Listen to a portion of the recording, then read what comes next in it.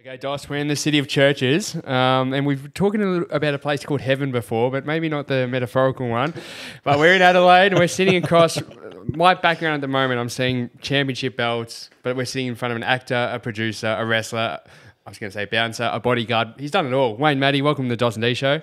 Good morning. Thanks for having me. Never been to Adelaide before, but we just pulled up and it looked like we were standing at the Hollywood Hills, literally. Like the rolling hills of Adelaide. You're in a beautiful spot, mate. You've been here all your life? Yeah, I've lived in Adelaide all my life. We've lived up here for about 4 or 5 years. But yeah, we have a visual from our house that looks like almost LA at night time when it's all lit up. It's surprising. Some of my friends have mentioned that. So we've got a great view. Love it. It's beautiful. So tell us, we're going to start with what you're currently doing, and we'll talk about everything across the next little bit of time. But tell us about Vigilantes and what you're doing currently. Yeah, look, it's a film that myself and my wife wrote. We did it in less than a week, surprisingly enough. It was during COVID and that when there was not a lot happening and so on, so I didn't have a lot to do. And I sat down in front of the computer one day and I thought, I'm going to try and... Well, I tried to write another film prior to that, and it was called kayfabe. Now, that's a wrestling term, which means keeping the realism of the good guy, the bad guy, the heel, the face. And I started doing that, and I got really stuck. I got writer's block with it, and I just put it aside, and I forgot about it. And then I can't even tell you why I started, but I started writing this movie called Vigilantes, and it's based off a father and son's love and connection together, but this little boy's absolute obsession with a reality TV show called Vigilantes. And it's basically where, you know, everyday Joe Blows get to compete on a reality TV show against these big, massive monster vigilantes in challenges, and they have to try and win to get points to win the show. But having said that, the vigilantes have their own competition happening at the same time, where if they can win the challenges and beat the other guys, they get points to where 2 of them at the end will fight for the vigilante championship title belt as well. So there's 2 games in one that's happening, and it's just how the story proceeds through, and with the game show and some of the vigilantes that are big characters and stuff. So It's super exciting because you're not now just on screen yourself, you're actually writing it. How long does it take to write something like this up? yeah, I don't know if it's, in my case, it wasn't a case of how long it took me to write it. It was how many bottles of vodka I needed to drink to get it done. Yeah. But yeah, look, it was just funny. It kind of, I started with it and then it just kept spewing out of me, and I kept going, and my wife would come in and see me and she'd go, "Are you not finished yet?" And I'm like, "No, I can't. I've got to keep going." So she grabbed my glass and go and refill it, put it back on my desk, and I'm like, "Beautiful." And What's that mixed with? A bit of soda or? yeah, soda water, bit of lime. that's all. Yeah. A little bit of lime. It's not so nice. good, but you know, if we run out, I don't mind. Yeah. But yeah, it just became an obsession that I had to finish the story, and I'd finished the story and I was really happy with it, and I gave it to a few people to read that are in the movie industry, and they really, really liked it. They said, you've got something here. And then whilst that was happening, I was actually sitting down writing number 2. So I've already written Vigilantes number 2 as well, so I have that script sitting there ready to go. And I'm halfway through writing the prequel of Vigilantes at the moment, which is before that one. So I'll have hopefully a trilogy. So, Unreal. yeah. So if you go back, say, 20 years, would you ever imagine you'd be doing this? Absolutely not. So where did this passion come from, or where did it even start, or did you fall into it by accident? Yeah, it's a hard one. Like, I've done a lot of stuff in my life, and I never planned to do any of it. I never planned to be a bodyguard. I never planned to be a wrestler, even though I loved wrestling since I was 5. And I never planned to be a screenwriter or an executive producer, director, or whatnot like that. I had no idea. I always had aspirations. You know, one day I want to be someone, or be something. But I had no idea what, and I didn't know that I was going to actually do any of it. It's kind of fallen into place, which is really weird. So it's like when I started acting, I got told, someone saw me in the wrestling ring and they said, "You have this really great look. You need to go get an agent." And I went down to this place one day where you can put your name down or whatnot. And I'm walking across the street, and this agent saw me walking across the street. She come up to me and she goes, "Who are you?" "Who are you?" She goes, "I'm so-and-so." And I said, "Right." And she goes, "Oh, are you here to sign?" I said, "Yeah." Before I could say anything else, she grabbed me and dragged me inside. She goes, "You're mine." Yeah. Okay. And that's kind of how my acting thing started, that she had no You had the idea. look. Had the look. I gave her a DVD, which is like a wrestling promo DVD that had, a minute 30 worth of me goofing around and beating people up, but that was about it. So, and I mean, when you see wrestling, even to nowadays and some of the acting is terrible. So I was no thespian or Shakespearean sort of person whatsoever. I was just this meathead. But it seemed to work, so. Well, and then obviously we were talking about just before, but that hat behind you, you're obviously acting in the TV show Young Rock, written by The Rock, playing Sergeant Slaughter. Like that is pretty special.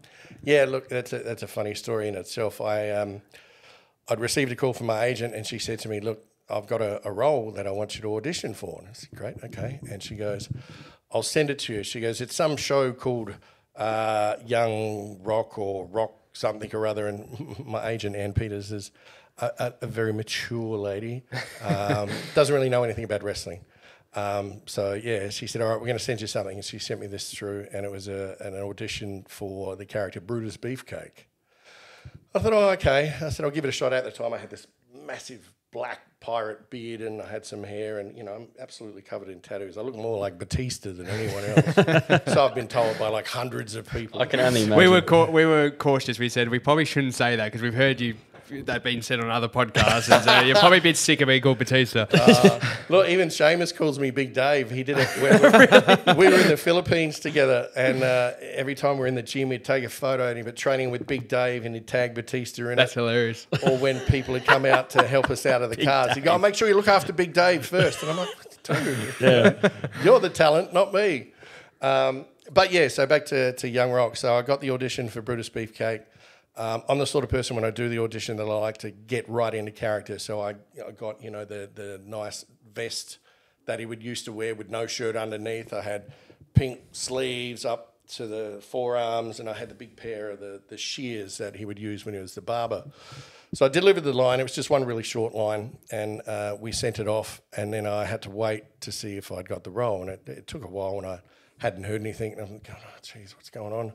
I'd actually then found out what the actual show was, which was based on the life of Dwayne "The Rock" Johnson. Wow. And I'm like, shit, I need to be in this. I have to be in this. You know, I can't not. If I don't get in this, then I'm not worth anything. So I rang my agent again, and she said, "Look, I haven't heard anything, but I can get you to audition for someone else." Great, give me someone else. It's fine. So she goes, "Have you heard of King Kong Bundy?" And I'm like, "What?" I said, "Yeah, I know who he is." She goes, "Right, well, we're going to get you to audition for him." And I'm thinking, oh, I better have a fat suit, you know, because I can shave my head. Is that an insult or? Yeah, I didn't know how to take that, but you know what? I thought if it gets me in the show, I don't care. So again, it was a one-liner. I didn't know how to dress for Bundy. I just couldn't. I just did it in a singlet. And had to deliver the line and did that one. Again, had to wait weeks for that and still heard nothing. And then I rang my agent again, and I was in a mad panic because I'm thinking, this is getting too far down the line. I'm going to miss out on this because I heard other people in different states that were getting auditions for other characters, and I'm thinking, oh, dude, you know, I'm going to be finished. And then I asked my agent again. I said, I need to be in this thing. Get me someone else. So she's gone back to the lady and come back again, and then she goes, all right, I've got one for you. And she goes, do you know who Sergeant Slaughter is? Pardon my language. I'm going, are you kidding me? Of course I know who he is. She goes, well, we need you to audition for him. And I'm thinking, oh, Jesus. You know, he's an American icon. He's, you know, Marine. He's the guy with the old glory flag coming out and all that. And I'm thinking, here's this Aussie boy that's going to have to pull off Sergeant Slaughter. So I got the script and it had more lines than anyone else. And I'm thinking, this is great. You know, I'll get a little bit more airtime. So again, I had the big black pirate beard, but I thought, right, I need to get into character. So I went and bought the aviators. I bought a camouflage baseball hat. I got a big camouflage jacket. I even got the lanyard with the drill sergeant whistle. I thought, I've got to go all out for this. And they said, look, we want you to have fun with this audition. If you can ad-lib a little or whatever. She said, it's a fun show. I said, okay. So I had to, my lines are along the lines of that asked if anyone had seen Macho Man, and I put my hand up and say something like, yeah, look, his girlfriend's birthday or whatnot. But I've taken some notes for him, and I had a notepad and pen, and I flicked the notepad and pen around, and it's got all these American eagles and American flags drawn on there. I've not written anything for Macho Man whatsoever. So that was the nuts and bolts of the scene. So I thought, all right, so when I filmed the audition, I've delivered the lines, I've put the real growly, raspy Sergeant Slaughter accent on. And then I'd drawn a stick ring, like with stick figures on the bit of paper, and I've pretended that Macho Man is up on the top rope coming off with the elbow, and I've gone, and as you can see, there's Macho Man there, and he comes off with the elbow. Ooh, yeah! And then I've thrown the notepad at the camera. I basically thought, stuff this. I'll just do whatever I want and see how we go. And then I'd pretend to bag Bundy over here and saying, look, all you know is the full list of the Taco Bell menu, so shut your mouth or something like that. And we sent that off, and after I sent it off, I've gone, I'm screwed. Why did I do that? This was my chance to get in the show, and I've just done that. And then it went for about 8 weeks, and I heard nothing, and I was just dying, thinking, I'm finished. It's never going to get in. I heard other guys in other states auditioning for other roles, and I'm thinking, they're going to get in, and I'm going to get nothing. And then all of a sudden, I was driving to pick my son up from school, and the phone rings, and it's my agent Anne, and she's very, she calls everyone darling. As soon as she answers the phone, she goes, darling, oh my God, darling. And I said, yeah. She goes, you got it. And I've gone, what? She goes, you're Sergeant Slaughter. I almost crashed the car. I bet. Wow. Yeah, so it was a pretty big shock to be able to be told that I got it. And then after doing the show, the amount of people like that would interview me and so on from America, from England and so on, they all turn around and go, how can somebody from Australia with your accent and so on pull off Sergeant Slaughter with the growly, American drill sergeant accent? I said, I have no idea. I said, it just happened. And they're like, it's just amazing. And then to actually get to talk to Sergeant Slaughter himself, get his praise on how I played the role and how thankful he was that I depicted him really well, and how impressed he was that he had all these muscles and so on when he never really did. Nice little add-on. Yeah, so he was really, really happy, and I got to meet his daughter Kelly, she was the one who introduced me to Sarge, and she said the story of when it aired in America. She's got a little daughter, and the show was on TV, and she stopped and she pointed at the screen and she goes, who's that on the screen there? She goes, that's Grandpa. I'm like, oh, well, even the littlest of the family, the daughters turned around and said that I look like Grandpa. So I'm thinking, I've done something right. Yeah, maybe it's the hair and the moustache. Who knows? When it comes to acting, so in your situation, you've got this unique look about you. Is it a blessing or a curse in terms of getting roles? So you hear about other wrestlers talk about Batista or John Cena or even The Rock. Like everyone knows, or there's like a bit of a joke about, the Rock style of movie. There's always The Rock plays himself or he plays his style of character. Is it easy to get work with the look you've got because, we need somebody that can either wrestle or we need a big guy, or is it easier to find work or is it tougher because you feel maybe pigeonholed into certain kind of roles? Yeah, look, I don't think I'm going to gain any romantic comedy roles anytime soon. But the big nasty bad guy, 100% I'm all over it, It's funny, I did a movie called Never Too Late with James Cromwell, Jack Thompson, Jackie Weaver, a few big names and so on. And I got asked to play the mean male nurse in a nursing home. So I guess my look was perfect for that.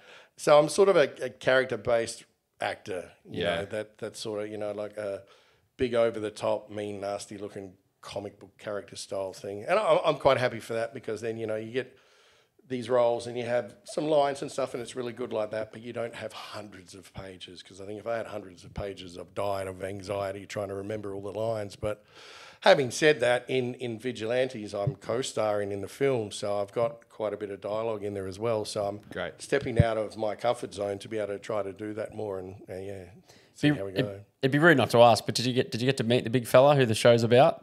The Rock? No. We were hoping that he did come to Australia. The first time when we did season 1, COVID was pretty heavily happening, and I think The Rock had just recovered from COVID. Him and his family had COVID, so travel for him was not going to happen. And then in season 2, again, we thought he was possibly going to come over, but he didn't. So, but I had not so much an interaction, but an acknowledgement from The Rock on 2 points. At one stage on Instagram, I'd posted a picture of me outside my trailer, which had Sergeant Slaughter on there, and this was prior to going into makeup, so I had my beard and everything on like that. And I think I just said something along the lines of Sergeant Slaughter's coming for you or something like that.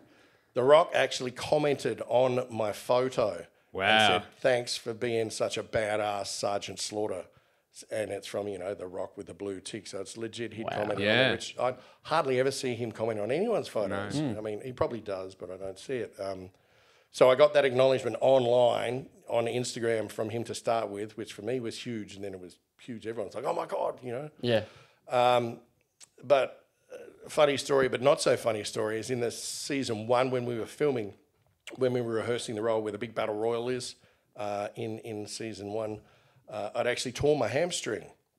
My foot, it got caught in one of the extras' T-shirts because I had to throw a kick to his midsection, and then we're going to whip him off the rope. And the lad was a big lad, and he had a big baggy T-shirt on. My heel of my sneaker got caught in his T-shirt, and I couldn't get it out, and I'm hopping around, and he moved, and he must have moved it a way that my leg went too far, and I had a grade 1 hamstring tear. Oh, no. And I couldn't walk on it. And this was, you know, we were 2 days out from shooting the Battle Royal, and the producers were worried that they're going to have to replace me and find somebody else. I'm thinking, shit, you know, I tried so hard to get this role, and now they're going to cut me. Yeah. So I said, no. I said, I'll be fine. I said, just give me these 2 days. So across from the hotel where we were staying, there was a facility that did cryotherapy. So what that is where you get put in this enormous fridge almost, and they took it down to minus 140 degrees and left me in there for like 3 minutes. And that helps repair and heal damage and injuries that you have. So I did that for 2 days straight. I had that sort of treatment. Went back on set. They had a physio for me. My leg was black at that stage, all of the back, absolutely black. So she taped me up. She stretched me. She warmed me. She got me ready. I got into the ring. Chavo Guerrero, who was our wrestling coordinator on the show, said, okay, Wayne's injured, so no one go berserk on him. Let him just do his thing and, you know, whatever happens, happens. But remember his leg. So we shot it. I did it. The adrenaline came through and I didn't feel anything. You know, I couldn't feel the hamstring at all. I was going berserk and doing all sorts of stuff and all this. And then we finished and cut. And then as soon as I stepped out of the ring and tried to walk down the stairs, I'm like, oh, there it is. So they brought the golf buggy in. They got me on the golf buggy and transported me back to my trailer and all that. Then when I had wrapped, I'd gone back to my sister-in-law's home in Queensland where we were staying for the time being. And there was a knock at the door. And they opened the door and it was one of the guys. He was a runner for the production of Young Runk. And he comes in and he goes, oh, I've got a parcel for Wayne. And I was in the bedroom lying down. They said, yeah, you got to come out here. There's someone from the show for you. And I'm thinking, someone from the show's here? I'm thinking, what have I done wrong? Oh, no. I'm thinking back on, have I done anything wrong? What have I done? Did I say something wrong? Have I told someone something? And no. So I've walked down and I'm like, how you going? He goes, this is for you. Okay. I've looked at it and it was a brown bag like that you would put a bottle in, and it said something along the lines of, dear Wayne, thanks so much for your efforts on set. I really appreciate it. Signed DJ. So it was from Dwayne himself. Pulled it out and it was a bottle of his Terramana tequila. Wow. He gave me. I still have it in the arcade room. I bet. And it was a bit of thanks from him because he knew what I'd gone through to make sure we got the scene and they didn't have to recast and do all that sort of garb. So even though I didn't get to meet him, he knew of me through the post and then obviously what I did on set and appreciated it and gave me that bottle. So Unreal. That's incredible. yeah, that was good enough for me. Have you opened that bottle? No. I wouldn't reckon. No, I've actually watched it diminish down a little bit after time it's gone down and I keep looking at it. no. Oh, that's incredible. Well, we'll come sort of full circle back into where you are now, but take us back a little bit to sort of where it began for you, like in your teenage years, where you're a big guy when in the gym. You've obviously got the bodybuilding up there. Tell us a little bit about how you were growing up and how you got into, bodybuilding and wrestling. Well, when I was younger, my mum was raising me, and then she met my dad when I was about 5, so my stepdad, but I call him my dad, and he's been with me ever since. He's my dad.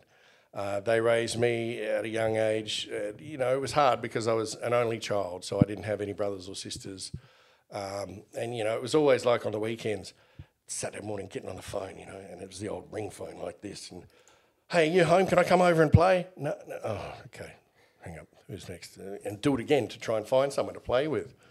So it wasn't too bad, but it was hard growing up to be on your own like that sort of thing. But then when I was about 13, I managed to get a job at a place down at Glenorchy, a big amusement centre called Magic Mountain. And a big amusement place with there's video games, pinball machines, bumper boats, water slides, all that. And I worked there for years, and that was basically where I grew up. I learned so much being there, you'd learn about different things. There's fights, there's all sorts, there's girls, there's everything. So it was a really great environment for me to be in, being an only child. So I enjoyed that. Then I moved into a amusement place in the city, and that was just working in the video arcade. And the security guys there were saying to me, you know, yeah, you should get into security. I wasn't the biggest guy. I was tall and skinny, but it was a definite change from when I was in school. When I was in school, I was a short little fat kid, and was always concerned about how I looked in my body and all that. And I'd get Just bullied. like us. Just like us. Yeah. We would have had a great triple threat back in the day. Yeah, absolutely. I used to get beat up in high school and primary school because being the short little fat kid like that, you know, there were the bigger dominating kids that were in school. I remember one kid once, I was sitting down at a desk in, I think it was biology, and I'm sitting next to this girl, and he walks in, and he was one of the new kids at school, and so he's trying to make a name for himself, and he's walked up to me and he goes, "You're sitting in my seat." I said, "Am I?" I said, "I sit here every week." And he goes, "You're sitting in my seat." And before I could say anything, he's wiped the pencil boxes you used to have, you'd make in tech, wiped it off the bench, and it's gone everywhere, and my pencils are on the floor. So I bent over to pick it up like this, and as I've done, his fist has come up and just uppercut me straight in the face. Busted my nose everywhere. There was just blood everywhere. So That's something from a movie. yeah, I'd like to rewrite it. I had this horrible broken nose. I was off school for a while. The kid didn't even get expelled. He got, suspended for like a day or so. And I'm thinking, this is ridiculous. So I had those sorts of dramas in high school, and, I left at the end of year 11, in fact. I'd completed year 11, and I went back to school for the following year, for year 12. And when I went there with my mum, we've gone up to get the books and all that sort of stuff, and the teacher's going, "Oh, we don't see your name on the list." So, "What do you mean you don't see my name on the list? Have you?" And they've gone, "Have you ever been to this school?" I'm like, "Are you kidding me? I've been here since year 8. I said, "That's the principal, that's the deputy principal, and that's my old homeroom teacher." They've gone, "Oh, well, we don't have you listed anywhere." And I said, "What does that mean?" And they brought somebody over, and the teacher said, "Oh, you're probably going to have to do year 11 again." And I've gone, "Are you kidding me?" I said, "I've just completed year 11. They said, "Yeah, but there's no record, so you're going to have to do year 11 again."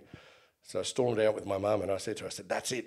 I said, "I'm not going back. I'm not redoing year 11. No, it's not happening." So I focused on working full-time at the amusement place. But then, like I said, the security guys tried to get me to get my security license. And I was training in the gym at the time, and all the guys in the gym where I trained were bouncers at nightclubs as well. And they said, "What do you do?" And I said, "I work in a video arcade." And they all laughed at me. I said, "What are you doing that for?" And I said, "Well, it's fun. I don't know. Come beat me on Street Fighter and we'll talk." And they're like, yeah, whatever. So long story short, they told me to get my security license. I got my security license, and I started doing work on the weekends in nightclubs around the city. But the guards in the shopping centre were the ones that got me my first bodyguard role. They asked me to help out one day. They knew they were short, and they said, "Are you working tomorrow?" And I said, "No, I got the day off." And they said, "Do you want to work with us? We need a hand." I said, "Oh, yeah, mall security, it's like Paul Blart, walk around going, "Oh." Paul Blart on the Segway. Yeah. Back then there was no Segways, but yeah. So I said, "Yeah, all right." So I've turned up that day and went down in the loading bay. And I said, "What are we doing here?" And they said, "Oh, we've got to escort somebody upstairs." So, okay. So this limousine pulls up, people get out, and then this chick gets out with this really big hat and a pair of sunnies on. I'm looking at her and going, "Oh, I don't know, who is that?" And then the hat come off and the sunnies come off, and I'm going, "Oh, shit, it's Elle Macpherson." Yeah. Going, "Okay." And I said, "What now?" And they said, "You got to walk in front of her and escort her through the crowd," because what it was her, I think, did she have a lingerie or a swimwear line? It was something, wasn't it? I don't know, but I will look that up later. We're hoping lingerie. So it was the launch of, let's say, the lingerie line. And I had to get her through the crowd with these other guys, and she get up on stage, did her thing, and then we brought her back down. And she said thank you to us all when we got her downstairs, then she hopped in the car and left. So that was my first technically bodyguard gig that I'd ever done. And I thought, "Oh, I can get used to this." But then there wasn't anything recurring further after that. I was more so into the bouncing, where I'd worked at that rather notorious nightclub called Heaven here in Adelaide, and I was there for about 10 years and saw all the drama that happened there. So it was an interesting start from a short little fat kid over here to then becoming the security supervisor of one of the most notorious and nasty nightclubs in Adelaide. No one had ever thought that I would have ended up like that. Plus I'd shot up, I was about 6'3", I was about 120 kilos of solid muscle compared to little chubby Wayne that could do the truffle shuffle back in school. So yeah, it's a full circle. It's kind of strange how it ended up. So then, is it while you're working at this nightclub when you begin to wrestle? Because I know you started wrestling kind of mid-20s or late 20s. Was that around that time? Not when I was working at that nightclub. By the time I started wrestling, I'd actually gone and bought a security company for myself. Okay. I was working for this company, and it was called Sundown Protection Services. And I knew the owner was possibly considering selling, but at the same time, I wasn't sure. So I decided I'd open my own company and try to run that. And he'd found out that I'd done that and said, look, are you interested in, maybe buying a couple of clients from me or whatnot to get you started? And I said, yeah, look, that might work. So it went from buying a couple of clients to actually buying the whole thing. And in the end, I was just lucky enough that we were able to get the money together that I purchased Sundown for myself. And we were running that for ages. And the way I got into wrestling was these guys come to my office one day asking if we'd provide security to a local wrestling show.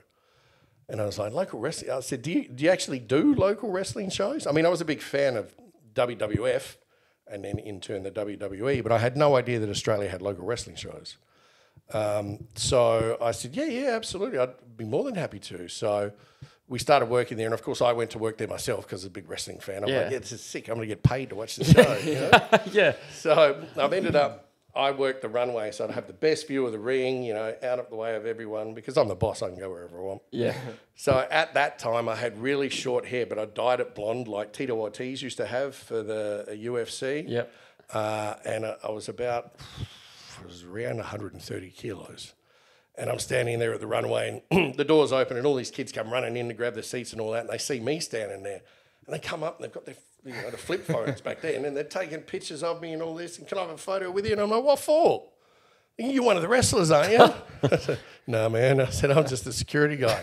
Nah, you're one of the wrestlers. Well, we're not stupid. And I'm like, in my mind, I'm going, yeah, stupid because I'm not. But oh well. Long story short, the show had finished that night. The promoter come back to me and I said, are you happy with everything, how it all went and so on? He goes, yeah, it was really good. He said, there was one issue though. I said, okay, tell me the issue and I'll fix it for you. And he goes, it was you. And I'm like, me? I said, I hadn't moved from here at all. I said, I was like a statue. I said, okay, I probably watched the show too much. I get that. I said, I'll focus on the crowd more. He goes, no, there's none of that at all. I said, what was that? He said, the crowd just looked at you all night. And I'm like, oh, okay. I said, look, all right, I won't come to any more shows. I said, I'll let my guys do it. I said, thanks for letting me come to this one because I really enjoyed it. It was great. And he goes, no, look, we don't have to do that. And I said, well, what can we do? And he said, have you ever thought of wrestling? I said, what? He goes, have you ever thought of wrestling? I said, no, because I didn't think it was possible here. I thought you'd have to be in America, you have to do all everything. He goes, no. He said, well, you've seen our production and what we put together. He said, we can train you and we can put you in the ring. He said, you've already got the look. He said, everyone thinks you're a wrestler already. And he said, you're bigger than all my guys in the ring. So, okay. So I trained for about 8 months. I kept working the shows and I kept doing security on the shows whilst I was training. Okay. And the way they brought me in was there was a news reporter, a Channel 10 news reporter for sports called Mark Aston. He was in the ring this night. They brought him in as a special guest and he's interviewing the heels, the bad guys. And of course the bad guys turn on Mark and they start to beat him up in the ring and all this. And everyone's kind of going, oh, looking down at me, looking back in the ring like this. So I've done the old Hulk Hogan, ripped off my security shirt, and ran into the ring and just wiped them all out. And the whole place just went absolutely berserk. So, because I think they'd been waiting for 8 months for me to do something. So and cool. I think they'd got to a point where they've gone, you know what? He's just a security guy. Yeah. They're like, oh. But then when I ran in, everyone's going, I knew it. They thought the whole time that it's been planned. Yeah. So it was a nice way to bring me in and a good debut, I think, that it was done that way. And the way my name come about was my mum was there because she knew it was going to happen. So was my dad. The next day I said, oh, Ma, what did you reckon? And she goes, that was crazy. She goes, you ran to the ring like a bloody maniac. And I've gone, that's it. So my mum inadvertently gave me my name. So yeah, and then they came to every show that I did here, which was great. So. Maniac. Did you spend more time as a heel or face? And Look, what was the of my- most heel thing you ever did? Oh, I've done horrible things. In real life or in restaurant?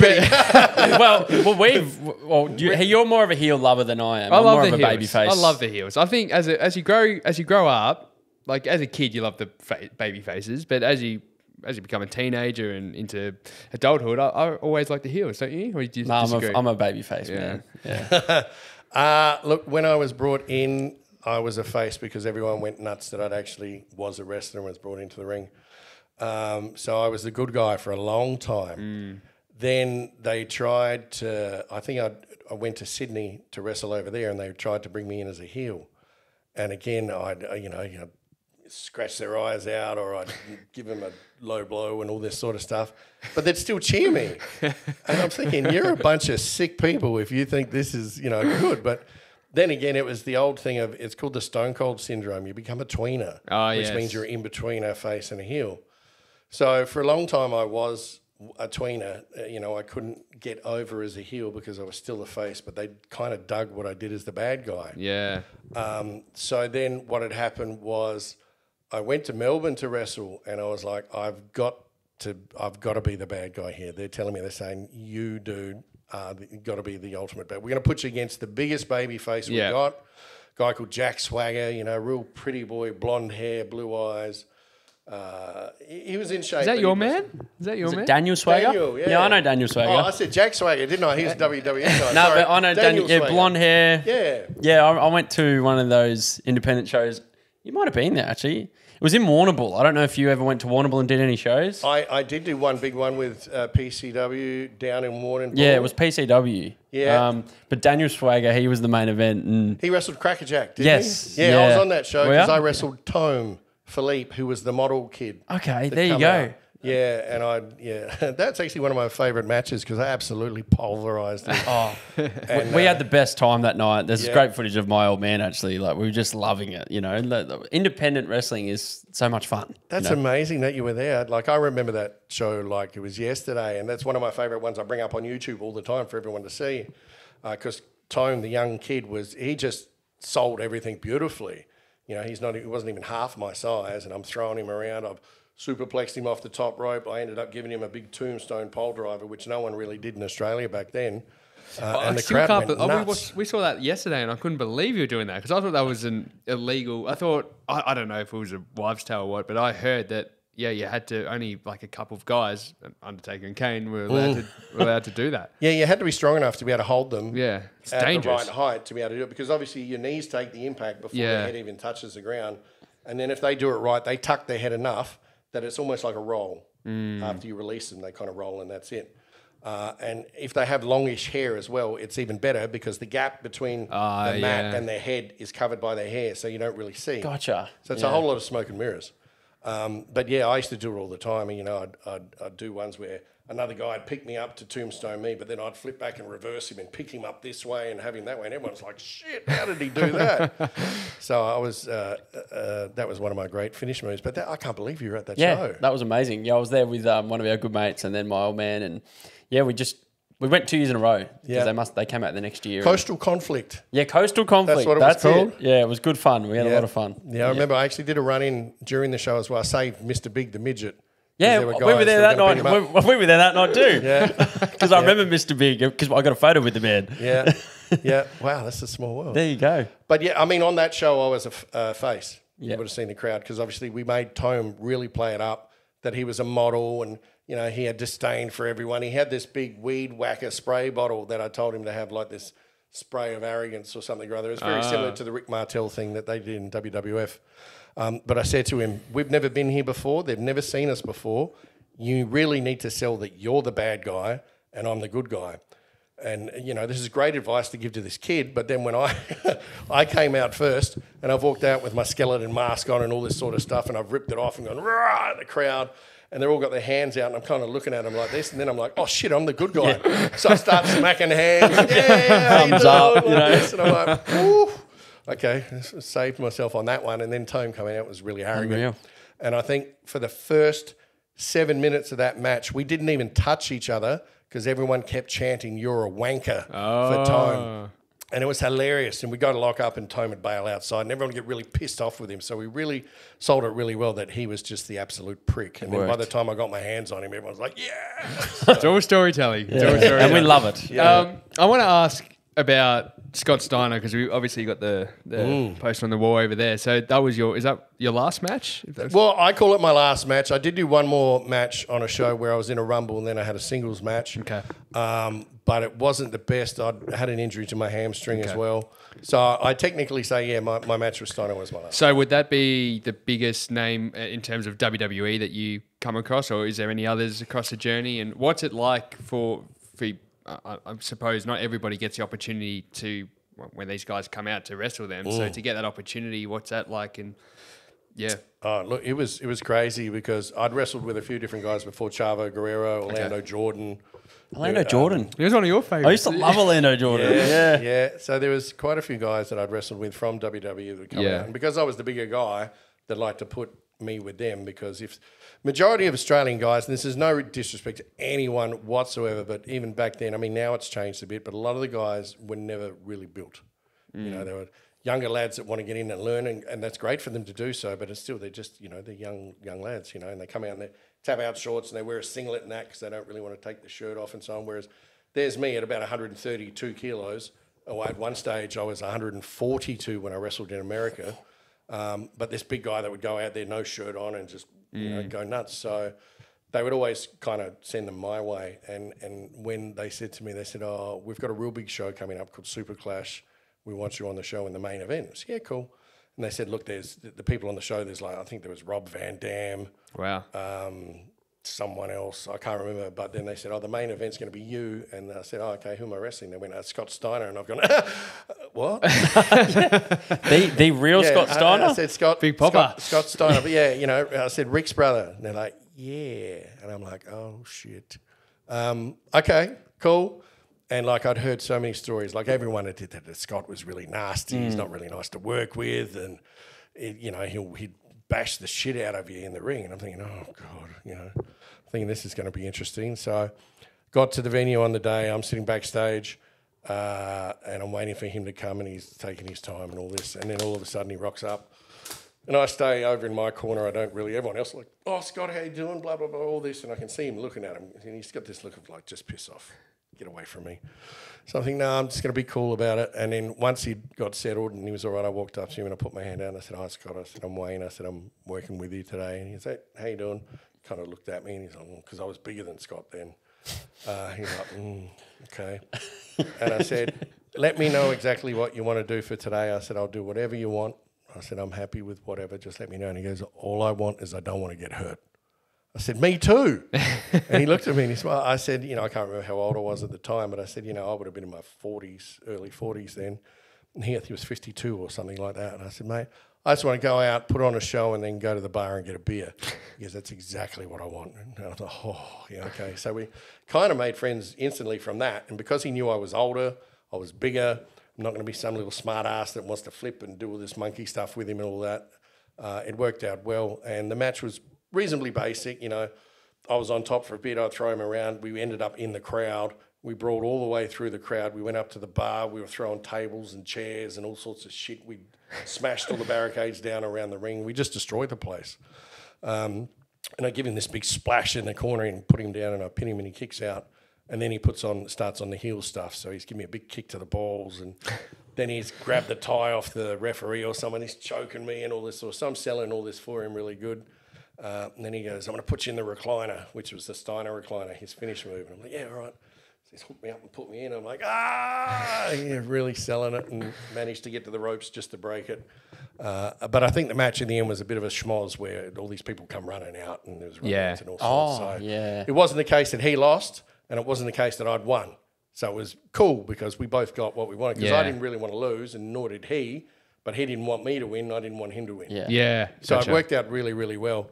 But we got along really well from that point on. And, we were signing posters together and we had a photo together and all that. I didn't ask for an autograph because any of those guys, I don't ask for autographs or anything. If they say, let's get a photo, yeah, okay. And then I go, can I get a copy of that? much like when I do bodyguarding work, I don't ask the client for photos. I don't ask the client for autographs, nothing. What I do in that stage is I know where the photographers are when they're doing photos, whether it's for the newspaper or even when we're out somewhere. So sneaky me is always in the right spot behind them where I know my face is going to end up, and then I can get that photo from the media when it's online. So I do little cheeky things like that. But it's good for my professionalism that I never ask them. Yeah, and I've not asked a client once or any, even with the wrestling guys. So, yeah. So when did you, I guess, get into that caper then, turning into, I guess, the bodyguard in Australia and obviously going overseas as well? I know you did a lot of the work with the WWE guys when they came out to Australia, but then you've done, you know, some huge names as well. So how did that all come about? Yeah, I'd done Elle Macpherson when I was younger, and then there was a big break. Do you want to rephrase the way you said that? Our audience are going to get very excited. We'll cut that up, and that's a clip. That's a clip right there. I'd worked with Elle Macpherson earlier in my career. Worked. That's very good. Well played. And then there was nothing for a while, but then I'd purchased my own security company, like I said, Sundown.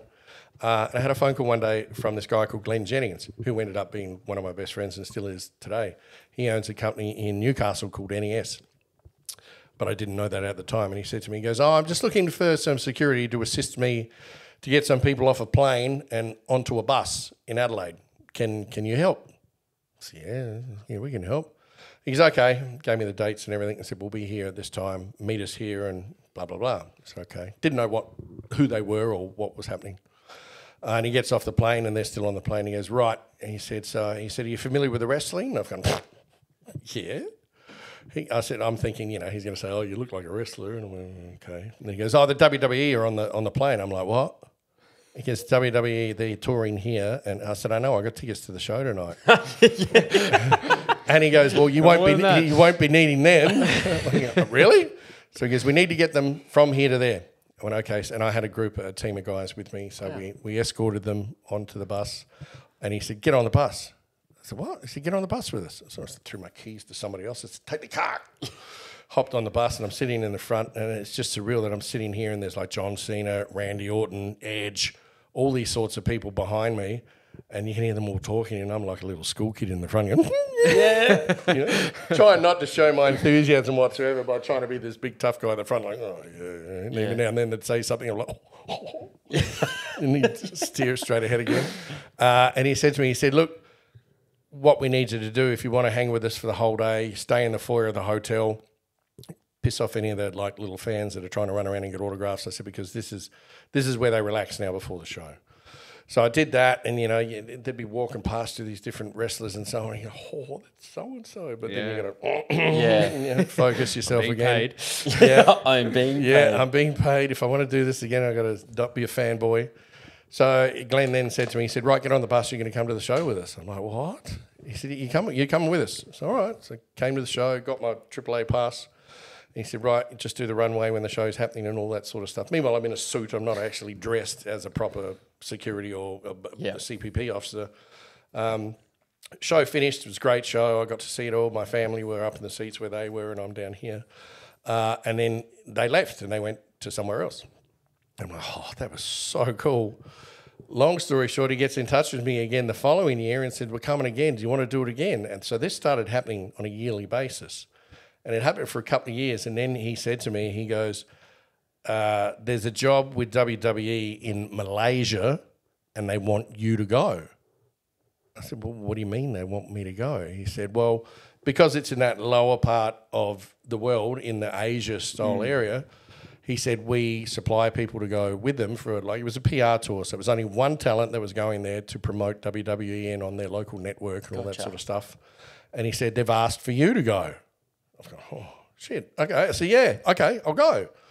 So I went and did that and did my same thing. You know, what I normally do when I do bodyguard work is I don't talk to the client or the principal at all. I focus on their protection. I'm not there to be their friend. I'm not there to chat with them. If they talk to me, I'll talk back to them, engage with them and so on. But I'm still, like if you guys were my principal now and you're talking to me, my eyes would be over here watching what's happening outside, but I'd still be talking to you and answering questions and so on, but then I'd still be looking here. It's called situational awareness, where you have to know what's going on around you, because at any point, at any stage, somebody can come through with a knife, a gun, a bat, or anything and try and attack your principal. So your job is to stop that from happening. So I went over to Malaysia and I was doing that, and obviously Malaysia's a whole different kettle of fish over there. You know, it's completely different. You know, that you can be in a slum area at one stage and then you're in the most richest part of the country in a second. It just changes like that. And then then they started getting me to do other countries. I did Singapore, I did the Philippines, and the Philippines was a tough one because when we went there, I had the Big Show with me. So I've got 7 foot Paul White standing behind me. Paul White. And the funny thing was when he met me, he's looked at me and he said, "Oh, okay, you know, big guy, reasonably tall. That's all right." He said, "What if they shoot at my head?" And I've gone, I said, "I can jump really high." And he goes, all right. Because I've gone, I can jump. And I got my hand up in front of his face like this. And he goes, yeah, it might work. And we had a laugh about it. Actually, there's a funny story I'll tell you about Paul in a minute. But when we were there, we had to go do an appearance at a mall, a shopping centre. I think it was Mall of Asia or something like that, I think it's called. The security guys that work in the mall walk around with pump-action shotguns. And old, shitty, rusty pump-action shotguns. But are we talking like, you know, in the Western kind of films, those kind of guns? The big... Oh, I know what you're talking about. Boom. Yep. The big boys. Yeah. So, you know, I've never seen security walk around in a shopping centre with pump-action shotguns. So we walk. There's 30 of them that have surrounded us to walk Paul in and get him in to do all this thing and so on. And this is when I started to learn how serious the job was. One of the guys said to me, he goes, right, there's no backpacks on the stage. I've gone, okay. And he said, you know why, don't you? I've gone, yeah. But then I went and spoke to one of my friends that was on the tour with us, who was one of the agents. I said, why don't we let the backpacks on? They said, because it could be a bomb. I said, shit. Yeah, okay, you're right. He said, that's why, no backpacks. He said, because they can come up with the backpack. What they do is they take it off, put it next to the table, get their item signed, have the picture with the talent, they walk off and they leave the bag there. And then all of a sudden the bag, bang, and then your talent, your principal's dead and so are you. So that was a real interesting introduction to the seriousness, especially when you go overseas, of how things have to be done. So, yeah, we did the no backpacks. I was really conscious of that. I was conscious of the guys around with all the guns and all this sort of stuff, and having Paul as well. He's just massive, you know, so it made it twice as hard to protect him. But we got the job done, and they were really happy with it because obviously I kept doing the work, and, you know, I've been with them for about 25 years now. Yeah, wow. But 2 funny points with Paul is never get in a lift with him. Never. We get into this lift in the Philippines. We walk in and then all these businessmen come in. So all these businessmen are here. And there's me and then there's Paul. And they walk in and they don't say, they make a noise. They don't even say anything. They walked in, they looked and they went, oh. And we're just looking at them like, how you doing? Lift shuts, door goes up, we start travelling up the building. All of a sudden, and I've just looked at him and he starts laughing. And I'm like, are you kidding me? He goes, Wayne. I said, don't Wayne me. I said, that was a giant fart. I said, that's not me. And all these businessmen are still there like this. Stone-faced, not moving, nothing. The lift opens and I've never seen them move so fast. They just bail out. And then me, him, my friend Chris, who worked for WWE, we've just lost it and just crying. I feel like I could smell it from here. Yeah, the big show. 500-pound fart. Oh, you know, that's how big he is. Can you imagine the exit of gas? That's the wind. Brutal. If anyone lit a match in that lift, we'd be finished. So that was one funny thing with Paul. The second thing he told me this story about when WCW used to be filmed at Disneyland. They used to film there. That was Eric Bischoff days, wasn't it? Yeah. And what had happened was the wrestlers used to share the catering with the park people. So the people that would dress up as characters and people that would work there on the rides, they all went to the same catering where the wrestlers went. So Paul's sitting there one day having something to eat and he's got all the boys around him and all this, and then in walks Snow White. And they all stop and they look, they're like, oh, Snow White. Paul's gone, just leave it to the big boys, shall we? And they're looking, so Paul gets up and he goes to walk over and he starts chatting away to Snow White and all this.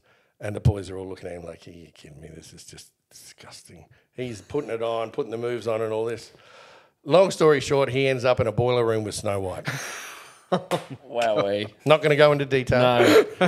But You can off air with us. We'd love to hear that. And then for the whole rest of the trip that we had, there were all Snow White comments through the whole tour. done, It was big man. hilarious. Do you have to wait outside? When he was with Snow White? Yeah. I'm glad I wasn't there. Oh, right. You went. I wasn't there for Snow White. No, thank God. Wow. I was there for the more horrendous hazmat suit fart than anything else. So in terms of like you've worked with even outside of WWE, so we've got David Beckham, Steven Seagal, John Travolta.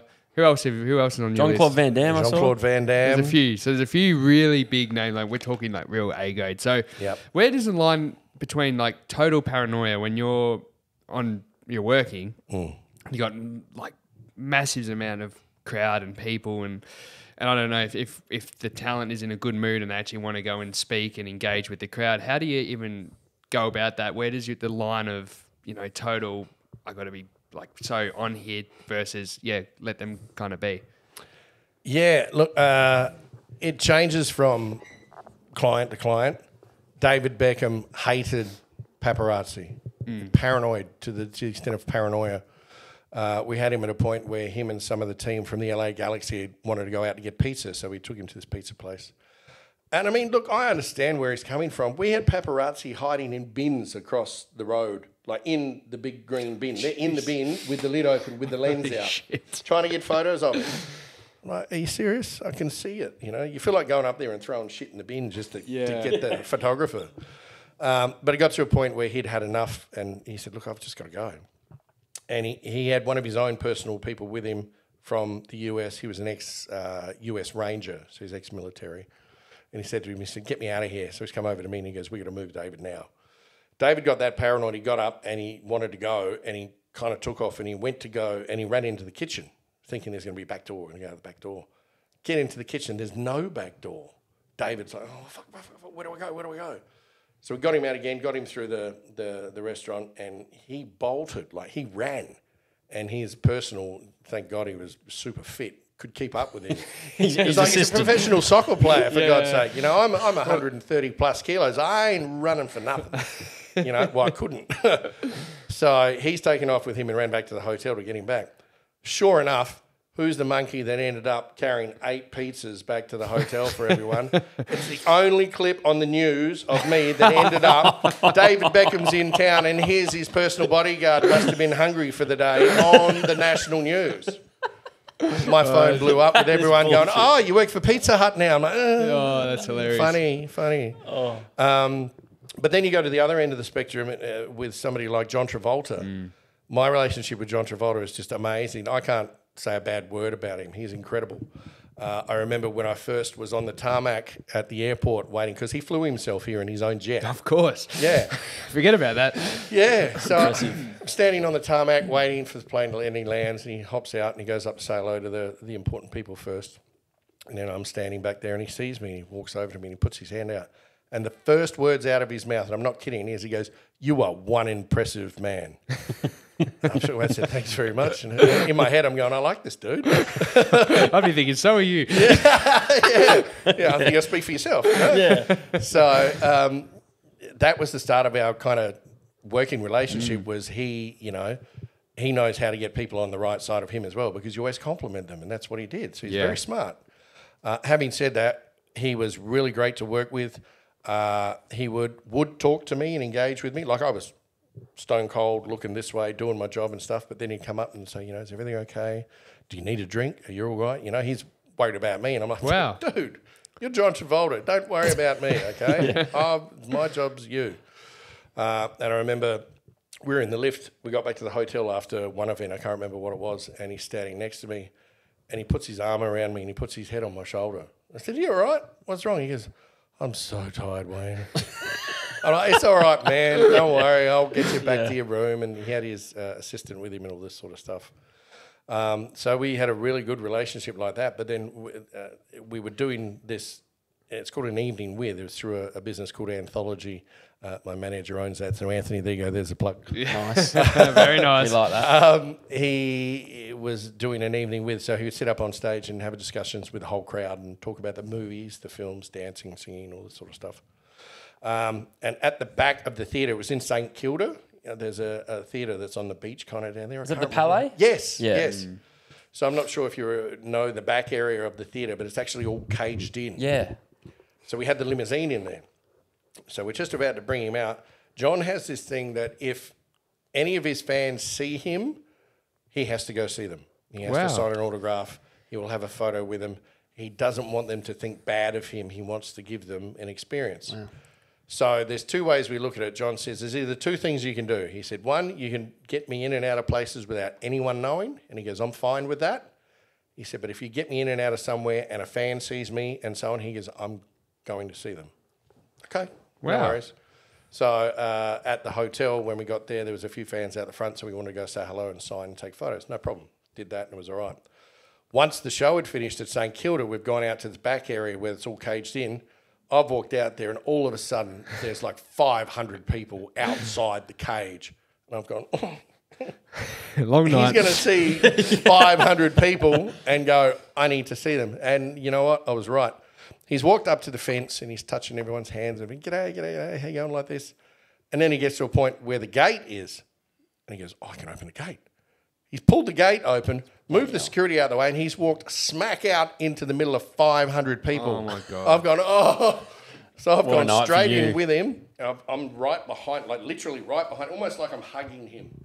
And keeping people away, and they're all trying to get pictures, and he's signing stuff and so on. I'm thinking, this is my nightmare because I have him in the middle of 500 people. I can't control 500 people on my own.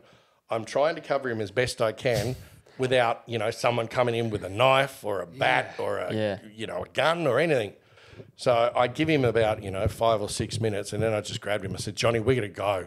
And I start moving him along, and he's still signing as I'm moving him along like this, And we get him into the car, and he goes, oh, thanks. He said, yeah, that was really good because he was able to engage with them. And then the end result was I was the bad guy. Yeah. I said, Johnny, we got to go. And I had to move him. So he kept trying to sign and that. So at the end of the day, everyone would have gone, oh, John Travolta is so nice. He wanted to stay and sign. Security was an arsehole. The clients can be so different. WWE guys are really fan-orientated because the fans are what makes them. Yeah. If they don't have a following, then they're dead in the water. I guess much the same with the movie stars and all that. Van Damme is very similar. He likes to have photos with fans and so on like that, but then in turn he likes his space. I remember when he was doing his interview talk thing, same thing, sort of like an evening with Jean-Claude Van Damme. Again, Anthony brought him out, anthology, Anthony cover. Jean-Claude Van Damme actually mentioned me on stage and said how appreciative he is of how I did. He goes, oh, this is Wayne, this is my bodyguard. He goes, Wayne is really big, I like it, but he goes, sometimes bodyguards try to get in the picture, they touch me, they do this, they do that. He goes, Wayne isn't like that. He goes, he's big, but you don't know he's there. And he said, I really appreciate that sort of thing. Nice. For Good on me, you. Van Damme was my idol as a kid. Yeah. Van Damme was everything to me. My room had Van Damme posters. I bought every Blitz magazine that came out with him on the front. I didn't read the book. I tore the front cover off and I put it in a frame and I put it on the wall. And who cares about kickboxing? He didn't give a shit. But I put his picture everywhere. So when they said, you got to look after him, I'm like, are you serious? Funny thing is that, I thought Van Damme, big dude, massive dude, can do all this. When I met him, he's only a little short fella. But he could still kick his foot up over my head, Yeah. He did it at one stage as a demo, and he's like, poof, and I've gone, oh, wow. So it was pretty cool. And even Steven Seagal, meeting him, man, he is an intense dude. I bet. And it doesn't shut off. He is intensity 100% the whole time.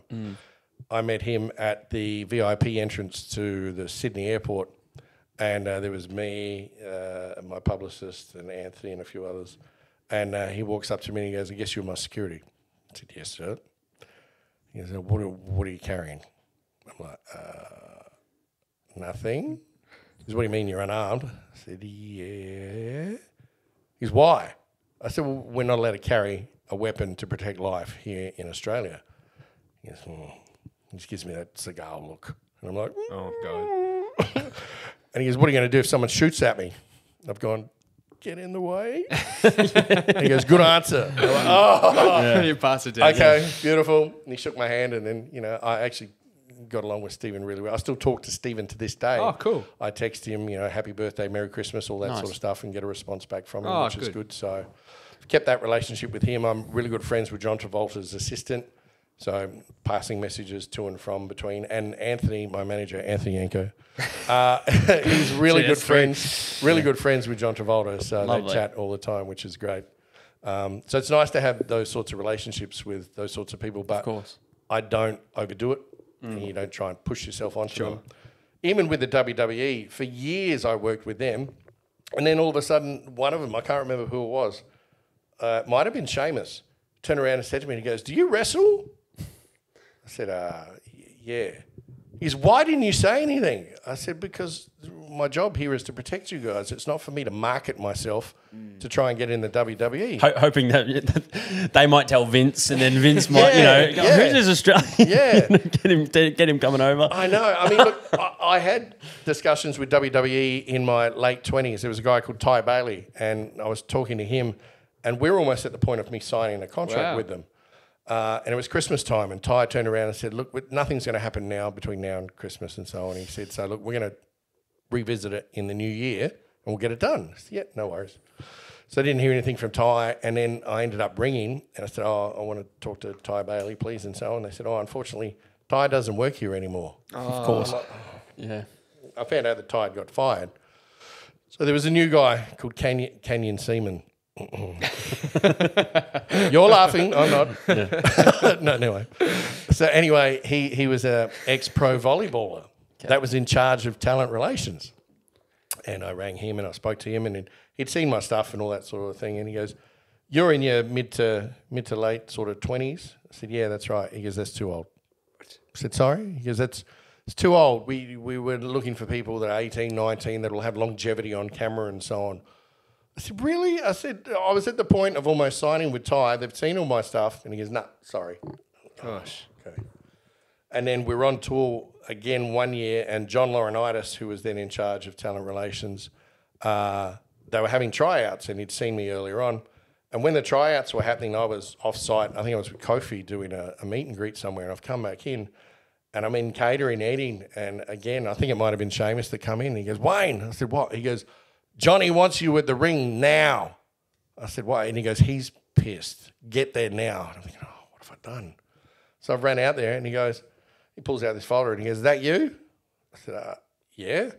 He said, you're listed here for a tryout. Why are you not in the ring? I said, well, no one told me. And I said, I was out doing my job with Kofi. And he goes, he shuts the folder and then goes back to doing it. So there was 2 opportunities for me. Yeah, that I could have possibly gotten in there. But then as discussed in my chat with Ryback in his podcast, he said, you probably never would have ended up doing what you've been doing or ended up where you are now if you had been signed with the WWE.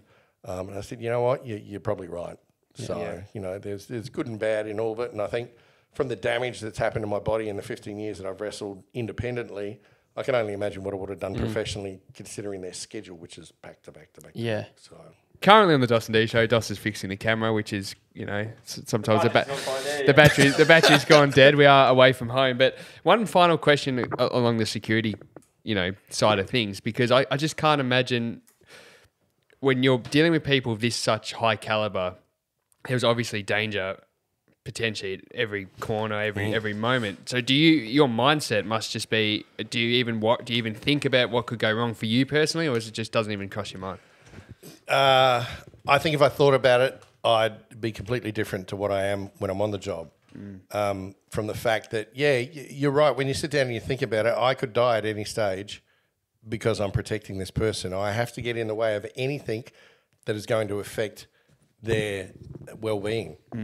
Whether it is a bomb, a gun, a knife, somebody wanting to attack them, all these sorts of things. I'm hired to get in the way of that so the principal does not get hurt. So, I never really put that thought into my head while I was working. I tried to not think about it because, I had, a wife and my son at home. Sure. My 2 sons, in fact, at home, that, of course, I want to come home to. So, yeah, I don't think I let that creep into my mind at all. It was more of an instinct thing for me when I was at work that at the end of it, like I'm super protective of my family, you know. And we mentioned earlier on off camera that, you know, I spent 4.5 years fighting for the custody of my youngest son. That's the sort of guy I am protection-wise, and that transpires into my work as well. So, you know, when they say you must look after this person and no one touches them, that's what I do. Yeah. I don't think about, hold on, if I do that, what's going to happen to me as well? I think from my makeup, from being on Young Rock, tearing my hamstring, to still acting and getting the scene done, to wrestling in the ring when I tore one of my pecs off by being flipped 360 degrees outside the ring. I still wrestled for another 10 minutes to finish the match because we knew we had to get that story told. I'm the sort of person that, you know, if something happens, I'll get the job done regardless of what the outcome will be. And that, I guess, transfers into my bodyguard work as well. It's very selfless. Okay. Do we want to get into the fan questions? Can't wait. I hope you tell me who they're from. Oh, we will. I've got a few. I've got a few. Do you want to kick us off, Dos? Should we go with that one, that first one? Yeah, go start with that one. So the question is this, and I'll say who it's from after the question. Okay. See if Wayne can guess. Okay. So ask Wayne if he is still upset that his little brother Craven beat him for both belts in 2010. Who would have wrote this? Luke. So is Luke Taz_Craven? Yes. His wrestling name is the Australian sensation Craven. Okay. And yes, he did beat me, and he took the belts in a match, one of the big shows in Perth, and he even slammed me as well. He's the only person that slammed me as well. Wow. So, yeah, thanks, Luke.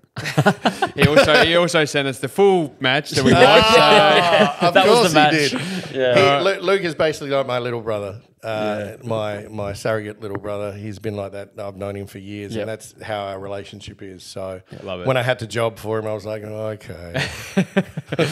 All right, the next question. I think I pronounced this right. Giant Coyote? Yeah. Why was a Giant Coyote the best tag team partner he ever had? Well, he was the best tag team partner. Well, he's one of the best tag team partners I've ever had. That's Josh. Now, Josh is almost 7 foot tall. And at the time when we were tagging together, he was close to 500 pounds as well. Wow. Josh was a monster. Big So unit. his wrestling name was Coyote, and I'm the one that named him the Giant Coyote because I booked him on my super show where him and I wrestled inside of a cage. And then later on down the track, we created a wrestling group which caused chaos through Australia and everywhere called the Bullet Click. And it was really legitimate heat that we got with what we created because we used the first name of a big wrestling faction in Japanese wrestling called the Bullet Club. Oh, yes. And in WWF, there was the Click, which was Shawn Michaels, Triple H, Razor Ramon, and the 1-2-3 Kid back in the late 80s, 90s. So we created the Bullet Click, and we basically played it off as that we didn't give a shit what anyone said. If the fans tried to give us heat online, we'd bag them back to no end. These We'd are my drill them. favourite ones. Factions, yeah. We just used to just have no regard for anyone. And even when someone would do an interview, we'd do it in character. So that, you know, they'd ask the question and you'd be like, what sort of a question is that, you idiot? Huh? Stand up and I'll smack the yellow off your teeth. Let's see how funny that is. And they're like, oh. Gee, actually, that got to me. That was a bit scared then. Far out. Wow. So we kept that character, and we ended up building the faction that big that we had wrestlers from every state of Australia. We ended up having wrestlers from England. We had wrestlers in America. We had them from all over the world wanting to join us in this faction. That's so cool. It was huge. We sold so much merchandise. It was ridiculous. It was just massively over. I think the Bullet Click Facebook page is still up, which would have videos and so on there where you can see, But to see me and Josh tag teaming against other people, it was just like they were like having the worst nightmare. Ali Schuler, so what is the craziest experience you've ever had while bodyguarding? I'm sure there's a lot. Yeah, there is a lot. I think probably the craziest one was with David Beckham when he was with LA Galaxy. They were coming out of an event and they had to hop on this tour bus. And we're walking them out and I'm shadowing David. And this guy comes out of nowhere trying to get to David to touch, David, this sort of thing. And the guy had really sharp fingernails. And he's trying to touch him and get like this. And I'm getting in between him and he just clawed me all down the side of my face, like literally cut me open. The nails were this sharp. So I'd hate to think if that was directed at David or the guy was just a super fan of David's or what, I don't know. But these nails he had were just brutal. And I wore it because that was my job. I had to do it. So that was probably one of the least fun experiences that I had. I bet. That's crazy. So this one's a good question too from Garney Studios. And any near-death experiences? Well, he's obviously given us the lift with Paul White. Yeah, that's the one I was going to go with, actually. That's this could be bodyguarding, this could be wrestling, but yeah, any near-death experiences. Or at the at Heaven nightclub, who knows, you know? Yeah, the gassing was a terrible event with Paul. So, no, I don't really think so. I haven't had anything that's that brutal work-wise where I've had to face, a weapon or anything such as that. But, a lot of the times when you go overseas, there are scary moments because you're in a different country. And when you can't express yourself or talk to the people about what you need and what you want done, and they kind of look at you in a blank look because they don't understand English, it makes it really hard. So I think not any sort of near-death experiences, but I think the Philippines was probably one of the toughest places I had to work. At that time, the regime was that I think the guy running the Philippines had a zero tolerance on drugs. Yep. I think from what I remember, and what it was if you were a drug dealer or you're a known drug dealer, you could get shot on the spot, dead, and then all you had to say was that was a drug dealer, and it was acceptable. Oh my God! This is the way this guy had set it up. So it was holy shit. It was a bit frightening at that time to be there in that time doing protection work, but. We didn't get bothered. We were lucky. So, Well, I've got one final question. I don't know if you've got one, but I'm going to leave this. I just wanted to dispel a myth because this is something that's crept into our friendship. Obviously, we're nowhere near pro wrestlers, but we heard this rumor a few years ago, and we've been doing it ever since in our friendship group. That when you shake hands. When two wrestlers shake hands, they give it almost a limp kind of floppy fish handshake, and that's their secret code to say, I'm a wrestler, you're a wrestler, we're both wrestlers. Because if I met a wrestler, I'll try and prove that I can break your hand. Break their hand. Yeah. Well, I hope that I gave our handshake something. People walk around backstage in places like WWE and they just give the dead fish handshake to each other. Is that true or is that a load of bullshit? I haven't really paid attention to it, to be honest. Might be bullshit. Squeezing everyone's hands. So now every time we shake each other's hands, it's that, which is ridiculous.